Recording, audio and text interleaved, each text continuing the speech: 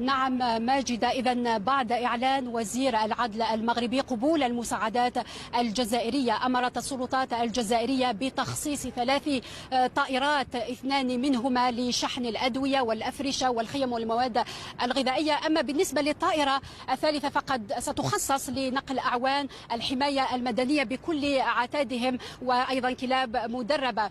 إذن الآن الجزائر تنتظر فقط الضوء الأخضر من وزارة الخارجية المغربية لإقلاع هذه الطائرات لإغاثة الشعب المغربي في محنته هذه. مزيد من التفاصيل حول الفرقة التي ستنتقل إلى المغرب يحضر معي السيد فاروق عاشور، وهو مدير الاتصال بالمديرية العامة للحماية المدنية. أهلا وسهلا بك سيدي. مساء الخير. إذا أنتم الآن في انتظار الضوء الأخضر للإقلاع نحو المغرب، ربما ما هي تفاصيل هذه الفرقة المتوجهة إلى المغرب؟ هذه الفرقة المتخصصة مكونة من 93 عنصر ذات شارة دولية، لها تخصصات متعددة تساهم في تسهيل وإدارة العمليات في الكوارث الكبرى. فيها فرقة أسنو تقنية، فرقة متخصصة بالإنقاذ تحت الردوم، فرقة طبية، وأيضا فرقة لوجستية تساهم بفعالية، لها من تجربة ما يسمح لها بتقديم المساعدة الضرورية. أيضا هذه الطائرة الأولى. أما الطائرتين الآخرتين فيهم المواد خاصة الخيم، أغطية، الأفرشة، الأدوية، المواد الغذائية، وذلك تنفيذا لتعليمات السلطات العليا. بدون شك نحن ننتظر حاليا الضوء الأخضر للانطلاق إلى تقديم المساعدات الضرورية لأشقائنا في المملكة المغربية.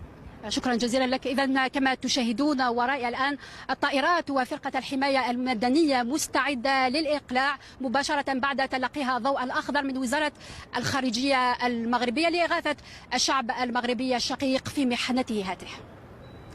وهو كذلك. شكرا سونيا قاسي، كنت معنا على المباشر من القاعدة الجوية العسكرية ببوفاريك.